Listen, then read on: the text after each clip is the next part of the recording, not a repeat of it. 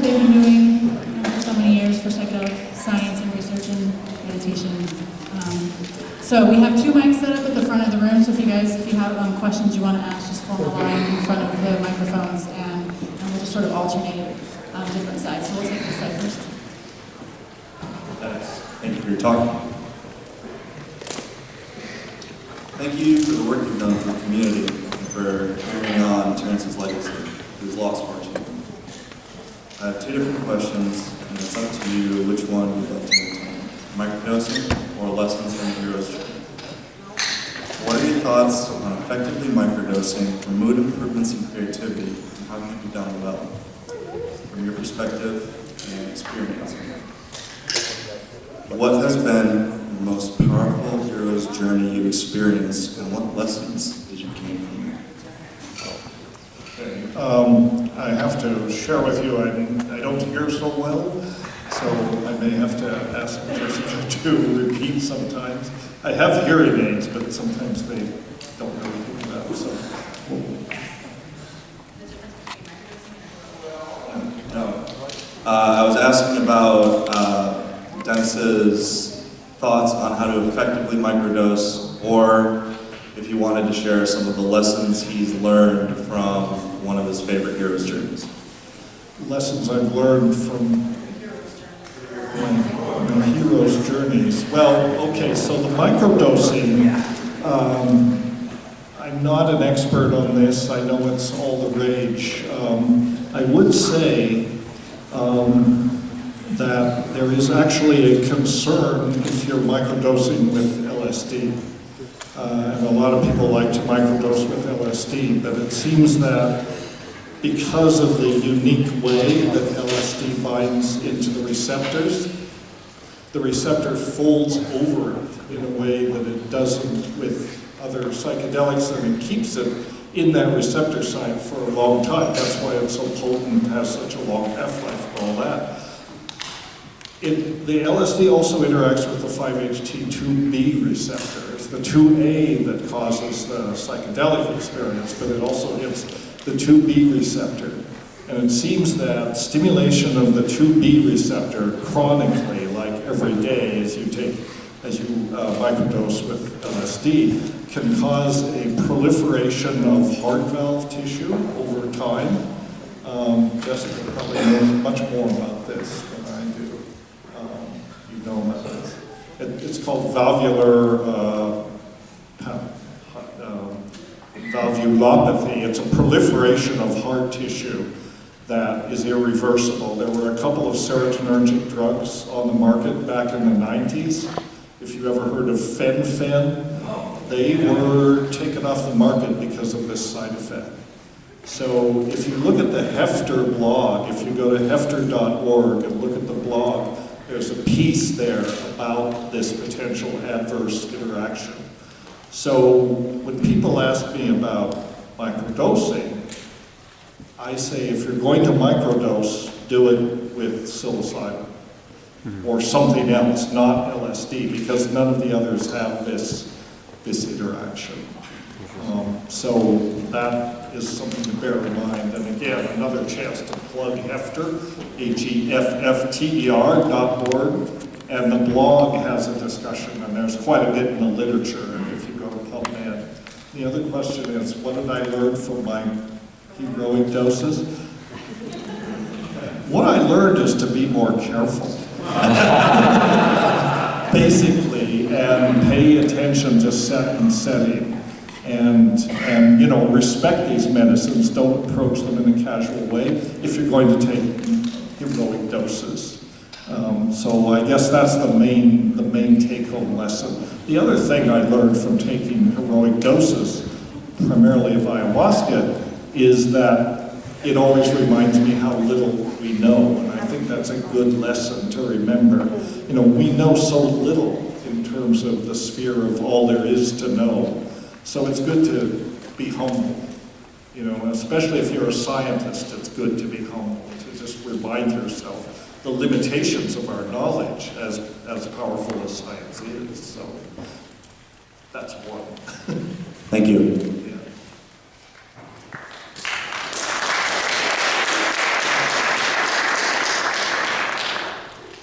All right, my question is directed to Eric.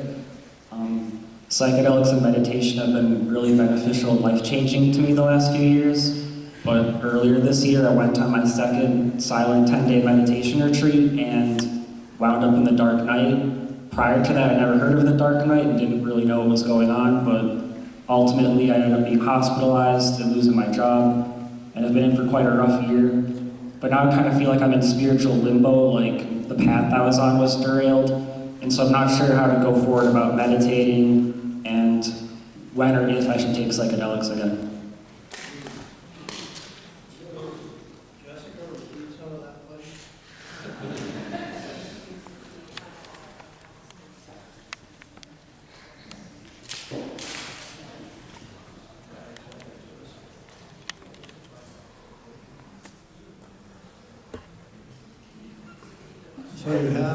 I guess my main question is, after being in the dark night, because you said you didn't take psychedelics for 10 years, and so I'm just curious, like, how do you know when or if it's wise to again? How did I revisit Yeah. the psychedelics? Well, 10 years of not doing it and doing a lot of regular, ordinary work, academic work, teaching, and a lot of meditation, I began to feel like I regained a kind of balance that at the end of that couple of years of doing these heroic doses where we did that much, so we'll take two. Take two and see what happens. I did. Scary as hell and real concern. So as the years went by, then curiosity came up in the sense that the traditional meditation practice, powerful as it was moving in a direction that I wanted to compare. What would it be like now, at an older age, to experiment? So my friends and I did that, again, with some trepidation. I'd never taken a psychedelic without trepidation, but then with much more sense of self. So, yeah. Well, I don't know if that helps, but my advice would be always to be very careful with yourself. Be very careful. There's no hurry. There's really no hurry. You can live your life and settle and see what works. And as I say, I recommend seeing if you can develop some kind of meditative practice, yoga practice. A good way to start is connect with the meditation centers and centers, Common Ground Meditation Center, the University of Minnesota, mindfulness-based stress reduction courses, both academic and community. An excellent way to get grounded in a practice. And you don't have to be a Buddhist. You can be an atheist or whatever you want. Thank you.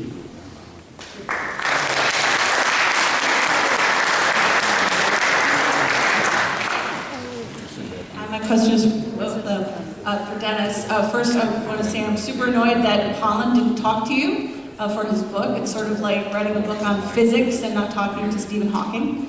But my question is about, I just literally saw that you're doing research with psychedelics and schizophrenia. And I guess I was surprised to see that because I've done ayahuasca and the warnings are always people with bipolar and schizophrenia should not do it because those chemicals don't play together well in the brain. So I'm wondering, did you discover something new about the ability of psychedelics, ayahuasca to treat schizophrenia? I know I'm talking fast, I'm sorry, I hope you can translate.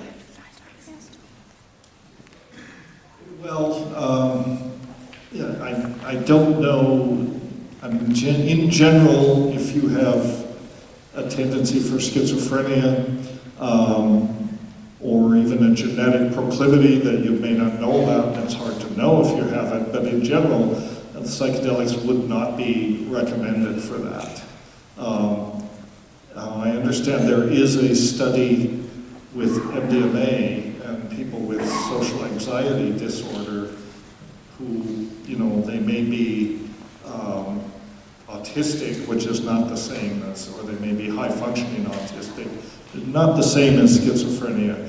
In general, I think that psychedelics are not recommended for schizophrenia, but it's not, it may be approachable, but I think you'd have to be very careful. I think you're better qualified to comment on that, really, but what's your take on that? Well, I'm not a psychiatrist, I'm a neuroscientist, but I think a lot of the research that was done in the 60s, where they actually were trying to either use it to understand schizophrenia or as a way to potentially treat it, there were some successful cases, but I think in large part there weren't very good reactions, and that's why they have these sort of exclusion criteria now. But I think you had a different question that was related to, in your bio, there was something about you doing research with schizophrenia. I actually wanted you to elaborate more on that. Okay, I can explain that. Yeah, I had a grant from the Stanley Research Foundation to look for plants used in Amazonian ethno medicine that might be used to treat the so-called negative symptoms of schizophrenia, which are kind of the side effects. And that's really a loss of cognitive functions. That's primarily, so this grant also overlapped into there, looking for plants that might be used to treat dementia or loss of cognitive functions. It really had nothing to do with psychedelics, per se. We were looking for different kinds of plants. So. I guess I was interested. I had a brother with schizophrenia, so it was, and nothing worked. I mean, it's a very untreatable condition. What'd you say? I would say psychedelics are not the first choice, possibly. That's what I was. I will say that at the University of Minnesota, our department chair, she's a schizophrenia expert, and she's been implementing this cognitive training task that she uses to help with some of the cognitive deficits that are associated with schizophrenia, and in turn, by being able to amplify and help the cognitive deficits, it actually reduces some of the psychotic symptoms, but not in lieu of taking antipsychotic medication, but it does sort of help with some of those other types of cognitive deficits that are seen that hopefully over time will be able to help with some of the symptoms. So you might want to reach out to the clinic in the psychiatry department here for some of those. Thanks for a great event. It's just wonderful to see the three of you up here, to see Grandmasters, to see the new master coming along. It's really wonderful. My questions have a slightly different tack. I fully understand the importance of focusing on the therapeutic and spiritual uses for psychedelics, and thank you for your efforts in that direction. However, I'm concerned that this focus potentially marginalizes the very real benefits of playful exploration. Play is central to our human experience and is itself inseparable from our physical, emotional, and spiritual well-being. Would you perhaps comment on how we might continue the practice of rigorous research while also honoring the importance of playful exploration? Right. I might elaborate that on a little bit. I think that is important, sort of like this idea of novelty and having fun. If there's this idea, and I'm sorry, I can't remember who talked about it, of like the betterment of the well, and that somehow, we could use psychedelics to, focus on increasing our wellness rather than trying to cure an illness. But we do have a lot of sick people in the world that are struggling with a lot of problems, and so a lot of their efforts are really aimed at trying to create the most optimal setting to help those people. But I think it would be great, and I know personally I'm interested in doing research in healthy individuals and trying to promote wellness and understand that, so that could be coming along. It's just the major drawback for that kind of research is trying to find the funding, because if you want to do research within the biomedical sciences, you have to get it funded by some of these agencies that really want you to focus on some major public health concern, like PTSD, depression. So just to study wellness really doesn't have a lot of money thrown behind it, which is why I think a lot of psychedelic research in general is also kind of grassroots in terms of its fundraising. But that is something that I would like to implement. I don't know if you guys want to comment on that. Yeah, I think this is, what Jessica's referring to is, I think that psychedelics have the potential to transform medicine, and particularly psychiatry and mental health care. But I think biomedicine works in the context of you have to have an illness, and here's a medicine that might treat your illness. But psychedelics are different. They can treat illnesses, but being mentally ill or having a problem like depression or PTSD is not necessarily a qualification that you must have to learn from a psychedelic, because psychedelics are learning tools. They're tools where you can learn about your own consciousness. And in indigenous societies, they've always understood this. They call these things plant teachers. They are, in fact, plant teachers. And Bob Jesse has discussed how they can have an application for what he's termed the betterment of the well. In other words, they can be used for tools to better understand ourselves, to become better people, wiser people, more insightful people, or whatever, and we don't have to have an illness to benefit from them. So the fact that psychedelics are being integrated into medicine, they're sort of coming in the back door. It's like, oh, well, they must be okay if they can be used to treat depression or trauma or these various things. So we can sort of grudgingly accept them into medicine. But then, as they are accepted into the mainstream, it opens up the possibility of using them to study consciousness itself. I really think that's where, the real potential of psychedelics is, to understand consciousness, the brain-mind relationship, these sorts of things. The only mainstream psychedelic researcher that I know that's so far been successful at this is Roland Griffiths. And he has actually gotten studies funded where there is no pathology. It's about spirituality. It's about examining people's, spiritual experiences. So, he's forced the door open just a bit toward the application of these substances for better understanding, for the betterment of the well. And I'd like to see more of that. And I think eventually it will come. And that is going to change a lot about biomedicine, which I think is really, in some ways, way too preoccupied with pathology. That's been the model for 150 years. People are just complex machines, and if you have the right molecular monkey wrench, you can apply that and fix the machine. And what psychedelics tell us is people are not machines. People have a spiritual aspect. Biomedicine is very uncomfortable when you start talking about spirituality, because it's just, not so much now. I mean, the fact that there is a center for spirituality and healing at the University of Minnesota is kind of a big deal. And when that was originally established, Mary Jo Kreitzer, who founded that, had to push back against a lot of prejudice and the notion that, what does this have to do with medicine? What does spirituality and healing have to do with medicine, have to do actually with healing? And, now she's helped shift the tone, and I think that psychedelics are also going to change the conversation in that way. Well, I'm all for play and having fun. I think of John Kabat-Zinn, who was the grandfather of mindfulness, which kind of took over the term meditation, a secular form of meditation. I've heard him comment that, if you're not having fun, you're not serious enough about this work. So we need to have fun. And actually, most everyone I know, when they first had experiences of get released from the default mode network, found that it was like returning to a kind of childhood play. And that's wonderful, that's bliss. But there is a dark side that we have to cope with. So that, unfortunately, we're adults, so we don't have that same ability of a child to simply play in the sand and the waves hour after hour without thinking or worrying.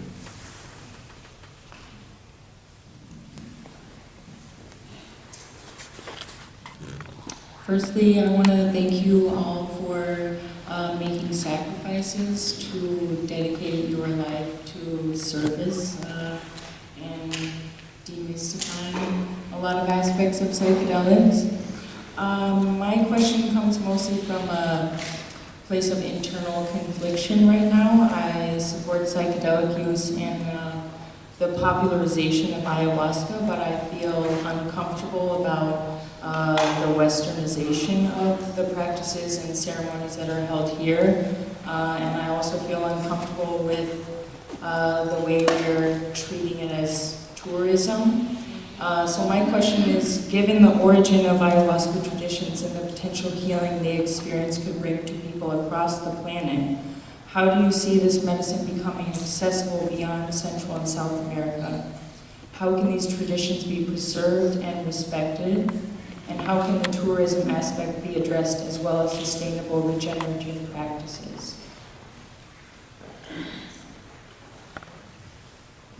It's a very multi-level question you've asked here. We don't have time. We'll be here all night if we try to address them. But the sketch that I would offer is that, number one, it's important to realize that we're not running this show. You know, the plants are actually running this show. I mean, on Earth, because they're keeping life going on Earth. So in general, they're running the show. When it comes to ayahuasca, you know, has for some reason emerged out of its indigenous context. Now it's gone global. I think that this is probably a manifestation of what we're seeing as a coevolutionary process. And it's going through a rough spot now because it's becoming not indigenous. I mean, everyone is indigenous to the planet, right? And ayahuasca is propagating its message to the entire species. There are going to be rough spots. You can't put indigenous cultures in reservations. You can't keep ayahuasca from moving out of its home and into the rest of the world. This is what it wants to do. What we have to do is try and find ways that respect this process, that honor the medicine, and honor what is going on, discourage bad practices, of which there are plenty. But I remind you, any powerful spiritual technology has the potential to be misused, and essentially that's what ayahuasca is. It's a kind of spiritual technology in a certain way. So it's a learning process. We have to encourage, you know, as ayahuasca spreads throughout our culture and eventually through global culture, we have to encourage practices that maximize any benefit that may come from it and minimize any harm. But they're obviously going to be, it's not going to be a 100% process. So it's a learning process, but you have to remember, you know, ayahuasca has only been known to Western science for 150 years. That's a very short period of time. So if you look at this from a coevolutionary perspective, which works itself out on, you know, on timescales of thousands or hundreds of thousands of years, you know, this is a glitch. This is just a blip in the process. But, so the answer is we have to approach it with clarity and respect for the medicine, respect for each other. It's not a recreational substance. And we have to learn from it, because it is the plant teacher, and we have to learn from each other. And hopefully it will get better. That's all I can say.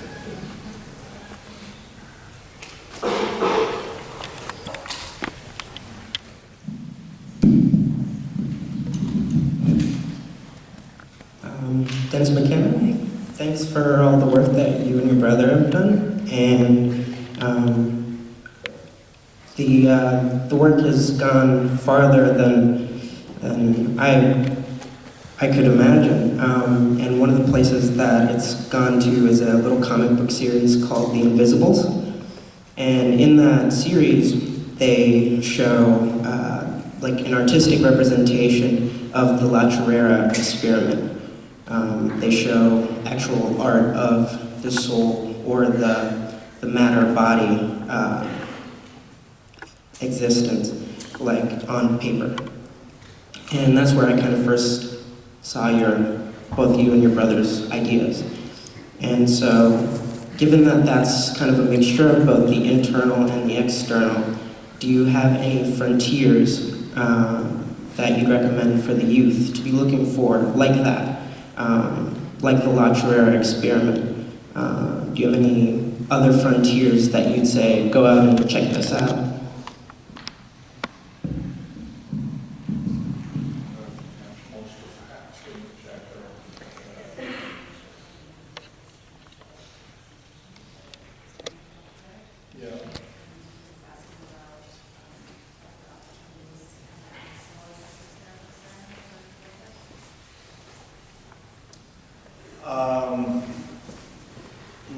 I don't think you want to have experiences like that. I mean, the experience of La Chorrera, the experiment of La Chorrera, number one, it wasn't an experiment in the sense that there were no controls to it. In fact, it was completely out of control. That was the point, you know, and not on purpose, but that's the way it worked out. I don't think you want to necessarily go out and have an experience that's going to put you in an altered state for, 2 weeks, which is what happened to us. And in some ways, we were very lucky. We came back to baseline. Everything, fell back together eventually. I wouldn't take La Chorrera as a model to follow necessarily. I mean, for one thing, as interesting as it was, most of the assumptions that we made about La Chorrera and what was supposed to happen and so on is, in the cold light of rationality, it's complete bunk. I'm sorry, but it is. And so, I don't think you want to try and replicate La Chorrera. There was a time when Terence was sort of pushing for that, but I made the point that it's inherently a unique experience. I mean, it's like Heraclitus said, you can't go down to the same river twice. The river is different and so are you. And something like La Chorrera is inherently cannot be replicated. The way to approach psychedelics is, again, from an informed place, pay attention to set and setting, and go into it with that. Try to organize the setting rather, in such a way that you're safe, you're in a place where you can do what you came for, which is to let that default mode network collapse temporarily, let it dissolve. So you have to put yourself in a setting where you can deliberately let your guard down on all levels and let it happen to you. That's the key thing. If you're in a situation where you're threatened or you don't feel safe, you can't have an optimal psychedelic experience. So that's a big aspect of it. Optimize the setting, and then you can have that intense encounter with the plant teacher, and that's really what you're there for. So, I guess I was more asking, like a lot of the world is mostly discovered and explored, and so I guess I was more asking about, like, are there any places you'd say, hey, look over here, as sort of frontiers of inner space?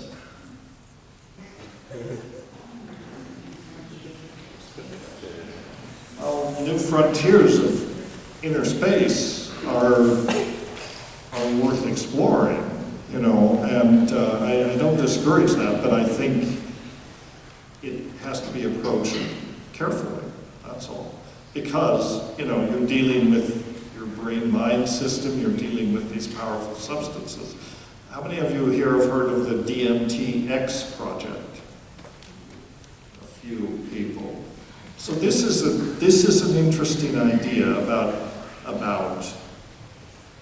giving someone DMT with an indwelling catheter so you can get it on a drip system, and you can go into this place and spend hours, days, weeks in this DMT state. I know some people that want to do this. I'm not convinced this is a good thing. The question is, how long can you spend in that state, and what are the long-term consequences of it? There may be a reason that DMT has such a short half-life, and if you raise the levels, in your brain for an extended period, who knows what the outcome is? So again, I'm all for exploring inner space, but I think that it has to be done very carefully and cautiously. So caution is the better part of valor, always. This one's for Dennis. Hello, appreciate the talk here. Yeah, I'm interested in the relationship between, let's call it psychedelic insight on the one hand, knowledge that you might gain from a trip experience, and then on the other hand, we have philosophy and science, and that's what we rely on here in the ordinary world, as sources of knowledge, as sources of truth, right? And because when you go to the psychedelic space, you don't get justifications for everything. You get a belief about some side of the universe kind of thrust upon you. You don't get a justification, you don't get handed a bunch of evidence, you don't get handed a data analysis or anything like that. And yet, you, as I've talked about, these plants like giving us knowledge. And I'm just wondering, are they maybe only inspirations for knowledge, to lead us towards knowledge, and then science and philosophy help us kind of filter out all the mystical stuff, and then we get down to it? Or does the experiences just by themselves offer pure, unadulterated knowledge about the universe purely by themselves? We don't need to send them to the scientists. We don't need to have the philosophers logic. It's purely just, the experiences gifted us knowledge. So I hope that makes sense.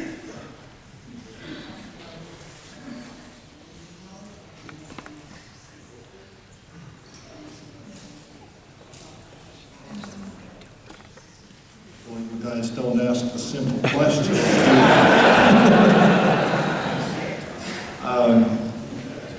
I think it's both. I think that, the limitation of the scientific study of psychedelics right now is that it's all external, as science tends to be. We can give someone a psychedelic, we can put them in an fMRI machine, we can see what parts of the brain light up, what parts of the brain are suppressed. We can look at all that, we can give questionnaires, ask people to review the content of their trips, this sort of thing. This is all valuable as a way to accumulate the data. It's not the subjective experience, which almost by definition can't be stuffed into any kind of framework. And so you can use the scientific data to create some objective measurements, but you can't actually explain what happens to you on the subjective level. And this is not just psychedelics. This is the main conundrum of neuroscience, I think. That's the challenge for the 21st century. How do you link what we can measure externally about neuroscience to the fact that we have a subjective experience of being conscious? And we know we can modulate that conscious with various substances or other practices like meditation. So we know there's a connection between the way the brain works and our consciousness. But, I think this is why it's worth it to do the science. Because in some sense, it does give you a framework in which to understand it. And it also reminds us that pure objective science is never going to be completely adequate to explain it all. And so that's useful. Again, psychedelics remind us of the limitations of science, which we tend to put up on a pedestal and say science is like the religion of our day. We respect science. If it's scientific, it must be valid. Not so fast. Not necessarily. Science is a good tool for asking questions of nature, but it's also very limited. And I think one thing psychedelics help you understand is there are other ways of knowing that are not necessarily scientific. And this could, this conversation could go on. Can't you ask some simple? Guys are thinking way too much. Just a thought on that question. It's a very, very old problem. It goes back to all the saints and seers who have tried to describe experience that is beyond the rational mind and is beyond discursive thought and is beyond logic. So in Zen, you get all sorts of paradoxical, non-sequitur questions that are simply designed to help you stop thinking all the time. And in all these descriptions of mystical or cosmic or religious experience going back thousands of years, it's impossible to describe the subjective experience of, let's say, cosmic consciousness or a sense of oneness with everything, or an ultimate sense of, I'm okay, everything is fine. I don't need to confirm anything anymore. I don't need to prove anything anymore. But then we can come back and say, well, so you end up with 100,000 books on Buddhism trying to prove something. But it's a both and, I think. I just want to make a quick housekeeping note, just to be mindful of time and the fact that we have very somewhat long lines for questions. If you could really keep your questions concise, that would be very helpful, and then we can get through them quickly. This one is a simple one for Dennis, and I'll just touch on the herbs. What is the favorite species of psilocybin-containing mushrooms, and what do you think your brother's was?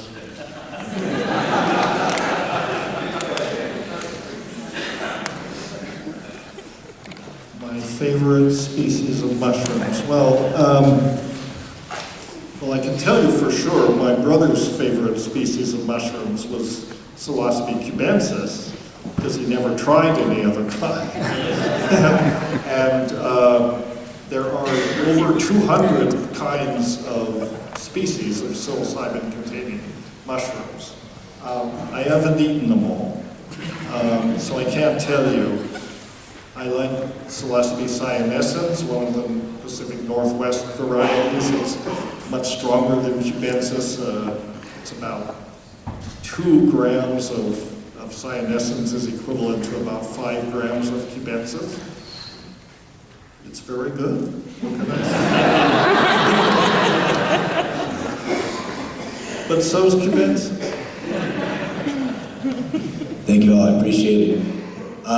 My question, there's been an underlying component of the spiritual experience that accompanies these plant medicines from each one of you guys.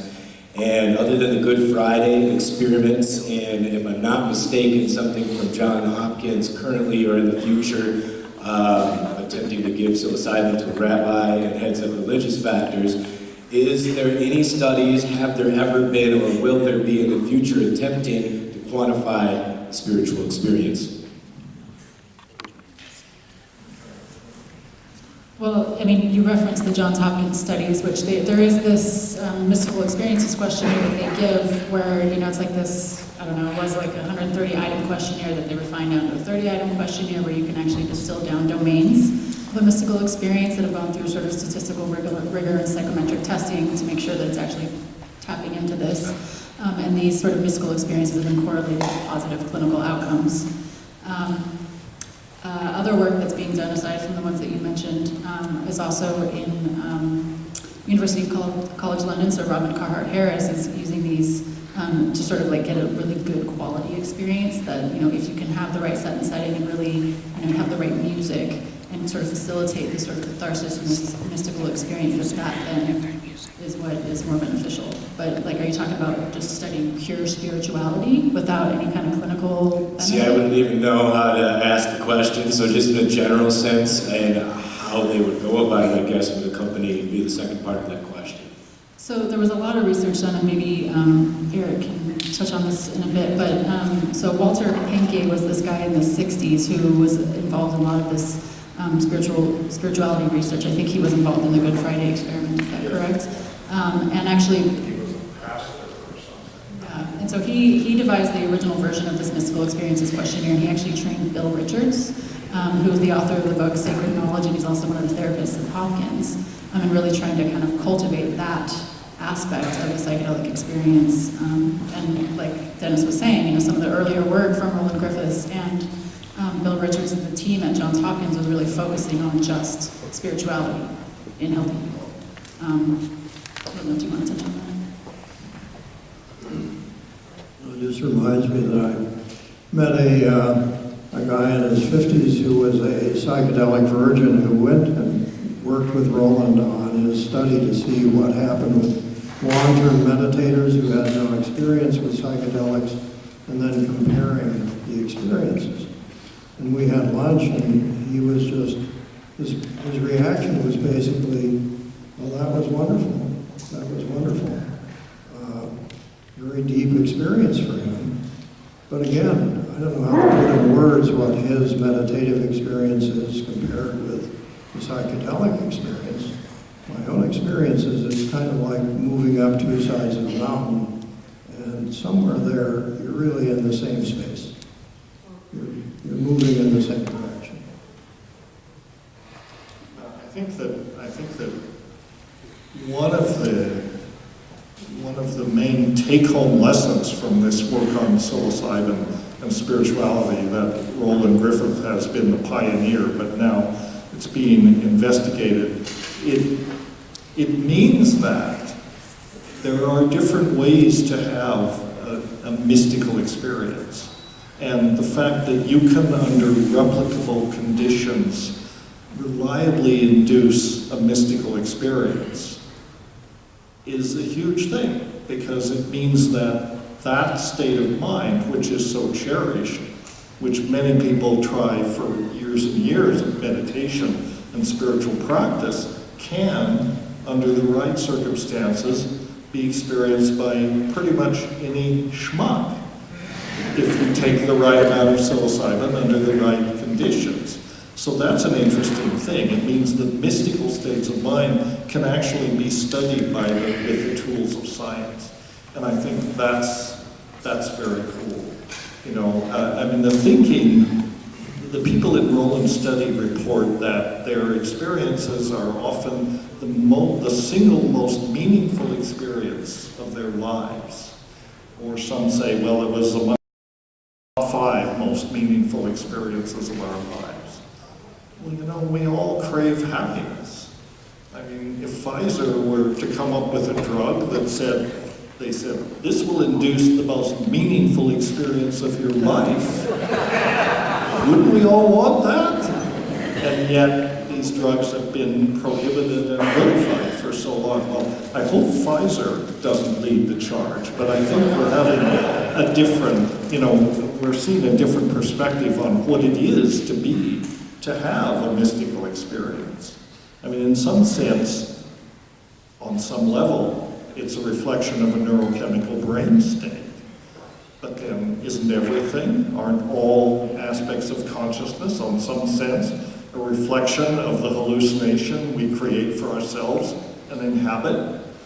Call it the reality hallucination, or the default mode network is now the current term. But, the psychedelic experiences, I think, force us to think about the nature of consciousness and what conscious experience, what are the limits of consciousness? So anyway, I've blathered enough. And that is one of those schmucks who managed to have the right dose under the right circumstances. The next question is, what do you do with it day to day? How do you manifest this day to day? And as Dennis has made clear, we don't want to eat psilocybe mushrooms every day for the rest of our lives.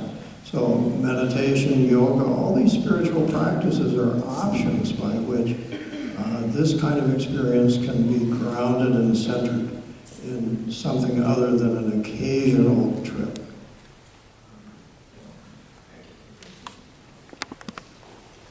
So I've been lucky enough to have several meaningful experiences on various substances.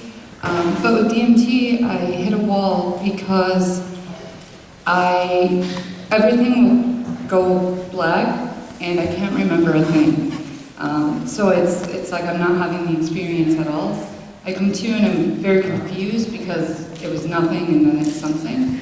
And I'm just curious if this is something that you're familiar with, where kind of, is it just that I'm forgetting it so quickly that it isn't lasting? Or is it a set and setting issue? Is it my own anxiety and expectation? She's asking about DMT.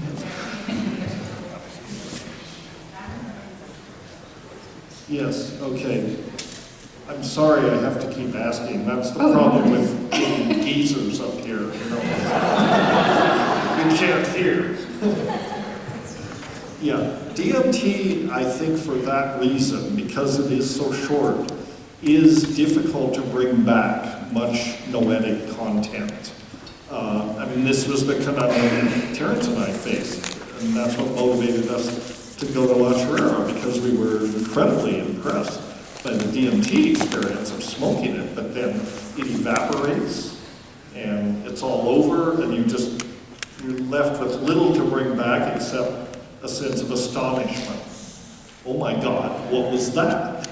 You know, and there's not much beyond that because it is so incredibly weird and different than anything you've ever experienced. That's why we wanted to spend longer time in that place so that, you know, we could more or less explore the noetic content that might be there. Well, there are ways to do that, you know, and one of them is ayahuasca. Ayahuasca is an orally active form of DMT, so you can spend, instead of 10 minutes, you can spend 5 or 6 hours.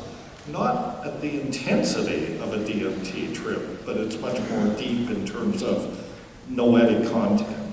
Similarly, mushrooms are actually very similar to DMT chemically, and high doses of mushrooms are very similar to a DMT place.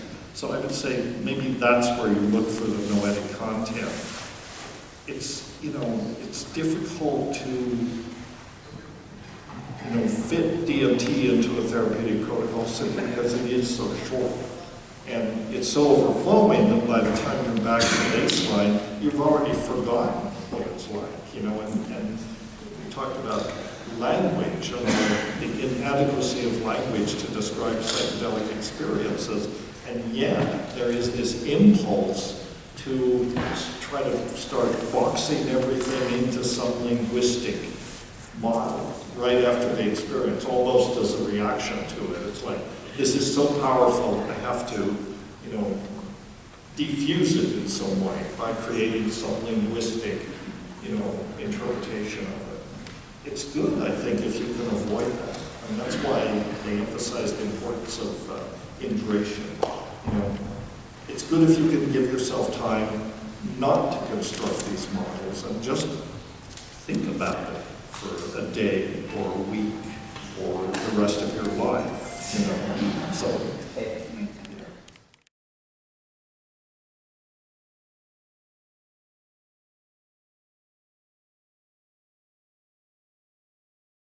give yourself time not to construct these models and just think about it for a day or a week or the rest of your life, you know. So,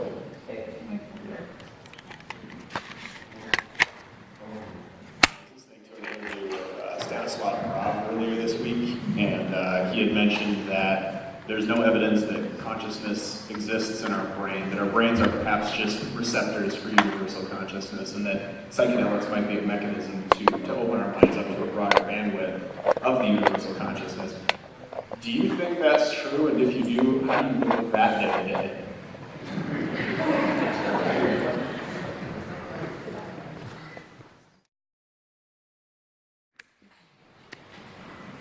well, I think you deal with it on a day-to-day basis by not thinking about it too much. You know, we never get anything done. And I think that you know, it's not either or. I mean, I think the total reductionist view of this is that, you know, this all originates within our brains, and there's no external external thing to it. You're changing your brain chemistry in a very profound way, and that's changing the way it's functioning. I don't entirely buy that. I mean, I think in part it's a philosophical perspective. I think that mind or consciousness, whatever you wish to call it, is kind of built into reality at some very fundamental level. And, that there is, you can't say where the limits of human consciousness are, because they sort of grade into this sort of mind at large, which is, as Huxley calls it, which is it inside and or is it outside? I think these are the wrong questions, because something you learn when you take psychedelics and have these mystical experiences is we're all one, right? So there is no inside, there is no outside. These are delusions. These are delusions of duality, which we have to construct in order to construct our model of reality. We should bear in mind, these are delusions. These are convenient hallucinations that we create in order to be able to function. And we can't be all in a state of mystical bliss all the time. We would never get anything done. Right, Dr. Storlie? Or maybe you're there. No. We all have a very useful friend called the ego, the default mode mechanism. He or she is the being that pulls your pants on in the morning and wipes your butt and does all sorts of important things. So we've got to respect that. But at the same time, we're not limited. That's the gift of the psychedelics, is that it's a door opening. Oh yes, we can step beyond that. But we have to be damn careful and take care of ourselves and those around us. Make sure we're not using this in abusive ways or abusing other human beings. It's such a profound area of power that we've got to be very, very serious, careful, have fun, but take care of people. I just want to say this is a topic that comes up a lot in our philosophy discussion groups that, it's just kind of interesting to hash out. I don't know that it's anything that you could ever fully prove scientifically or whatever. It's just kind of like a thought experiment of trying to kind of explore these things. And we do talk about it a lot. If you're interested in coming to one of our philosophy groups, we'll hash that out.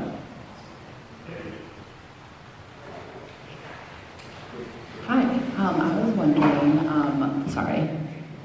I was wondering specifically about who in the West is doing work to create dialogue with Indigenous communities who have had and shared, though we all are one, we experience, this life as different egos, who is someone in the West who is doing the work to create dialogue with Indigenous communities who have shared the relationship with the actual plant medicines that we are now taking into this global setting, who specific names of people or groups of people that are doing that work, that are actually working with those communities that are sharing with the larger, universal setting.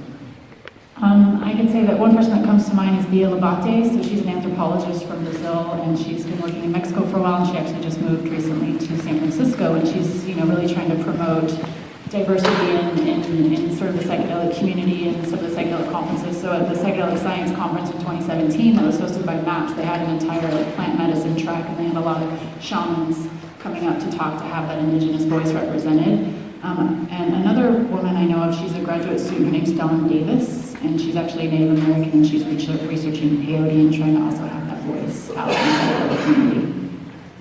You guys know of any other Indigenous researchers or voices that are Indigenous research? Just voices, or anyone that's involved in the psychedelic movement other than the two I just mentioned? That aren't sort of like the traditional shamans, which obviously, but they're not really in the West, Well, not offhand.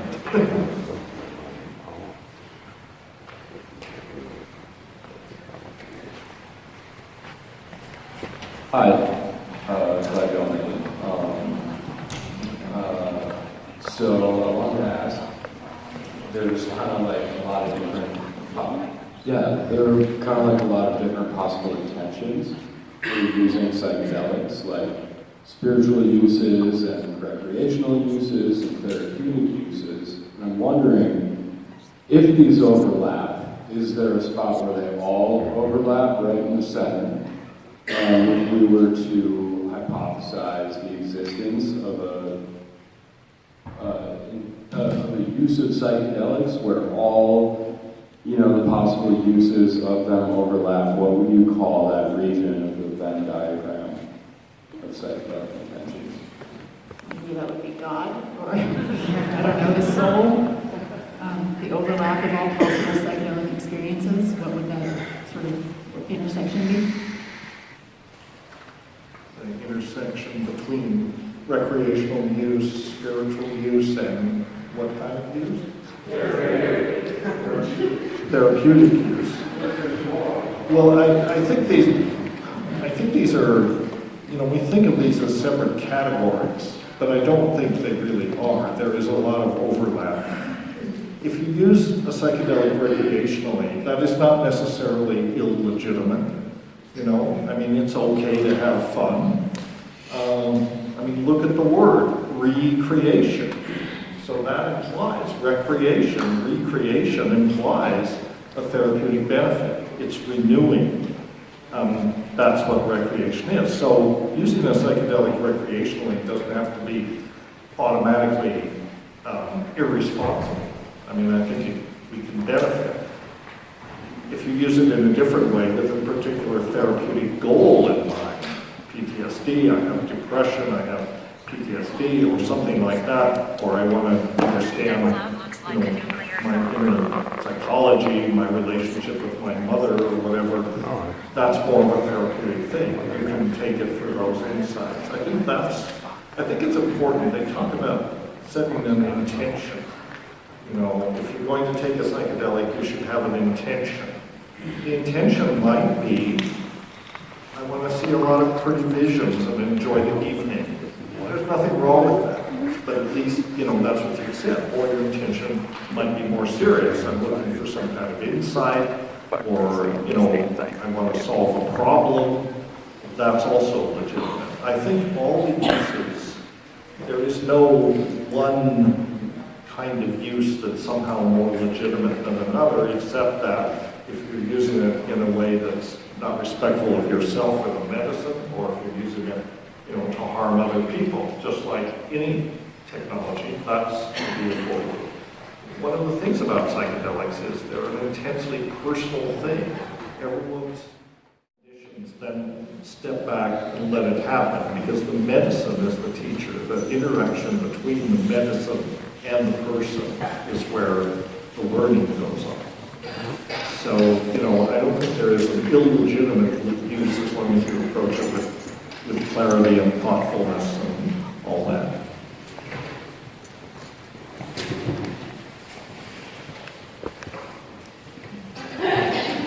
I was wondering if you could expand upon on the program here. Jessica says cognitive liberty, and that just struck me as sort of a political term as opposed to just saying free thought. And then I was also wondering if there was any good places to look for how some of the cultures that traditionally use these medicines view time. Thanks. Did you have a question specifically about cognitive liberty, or just you wanted to make a comment that you think it should just be called free thought? No, I was just wondering if you would expand upon that. So this is something that I first heard about when I was in the Bay Area. There's this group called Entheogenic Research Integration and Education. It's a nonprofit out there that's really advocating for this idea, and it's that some people think it means freedom of thought, other people think it means freedom to take whatever you feel you need to explore your own mind, body, wellness. So if you want to take psychedelics, you should have that right and that freedom, and that's kind of this cognitive liberty idea that you should be able to explore your cognition and your psyche in whatever way you feel is appropriate for you. And let Darwinism take effect if it's not appropriate. But we're grown adults and we can make our own decisions about what we put in our body and what we do with these things. So that's kind of tapping other question? And the cultures that use these medicines, if there was anywhere to look as far as how they view time. So do different cultures view time differently? Cultures are time.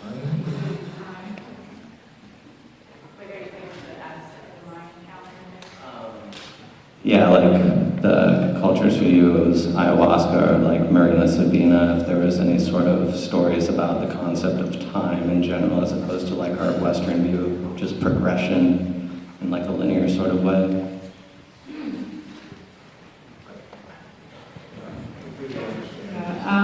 I think it's interesting. So time is kind of like this linear process that we go through where I think some people think that kind of everything just is and it all just exists and we're kind of just tapping into it when we need it, and then we kind of perceive that as time, as its own dimension, but I can't speak to how different cultures think about that.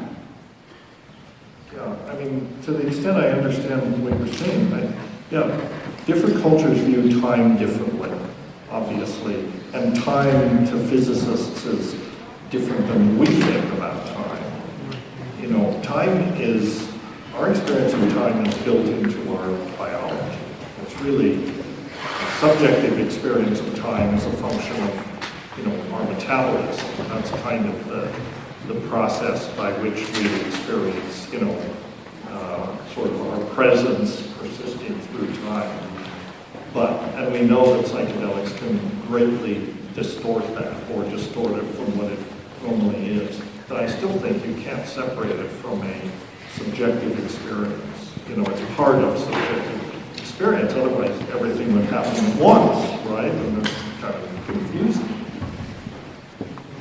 I have to tell you a little joke, sort of, maybe, I don't know if you're trying.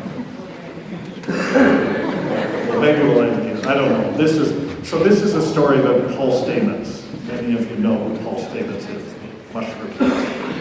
So he was talking about how he had given mushrooms to a friend of his who actually happened to be the Ben of Ben and Jerry's. So he was a friend of Paul's. He gave Ben some mushrooms to take home and try it. And he said, just remember, whatever happens, it'll be over within a few hours. So just chill, don't worry about it. So he takes these things home, takes all the mushrooms, many more than he recommended. And he has this tremendous, terrible, terrifying trip. And so in the middle of all this, he calls Paul up on his cell phone. And he said, Paul, my God, you didn't tell me these were going to be so strong. I just don't know if I can take this. And Paul said, it's all right, just chill out, just calm down, it'll be over in a few hours, right? Just keep reminding yourself it will be over in a few hours. Guy looks at his clock, at his watch, and it goes, tick. Completely freaks out. So they can do that too.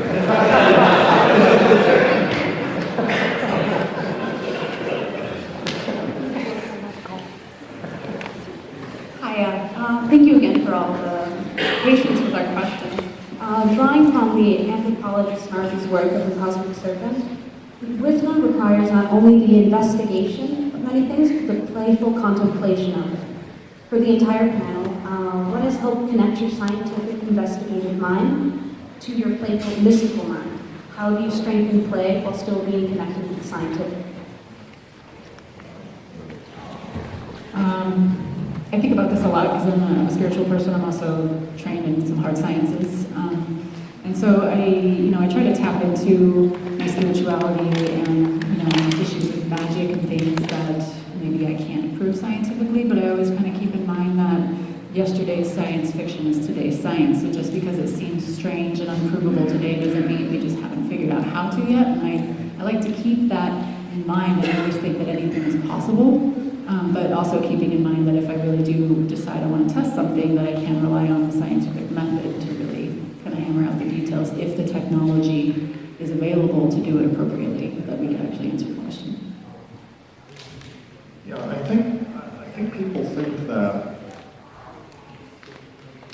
that science is completely secular, that it removes all the mystery from our study of the universe, but actually, I think properly pursued, it makes the universe seem much more mysterious. It's a way, science is very useful, it's a way of understanding phenomena and getting meaningful answers back. It doesn't have to completely remove the mystery. In fact, the best scientists, I think, are more aware of how marvelous the universe is, because the more we know there is to know. Scientists like Einstein and people like that, they're driven by curiosity. Curiosity, more than anything else, is what drives science. And so I really feel like the best scientists are the ones that are playful. They're like children. They want to understand. That's the true spirit of science. Now, science has become, in many ways, corrupted and institutionalized. We've forgotten about that. But at the base of it, the scientific endeavor is the quest for understanding. It's the quest to learn more, to expand the sphere of what we know, or think we know. And that's another beautiful thing about science. It never says, we know this. It only says, based on what we know now, it's consistent with the hypothesis. And that's not a way of hedging bets. It's a way of being kind of honest. It's a way of recognizing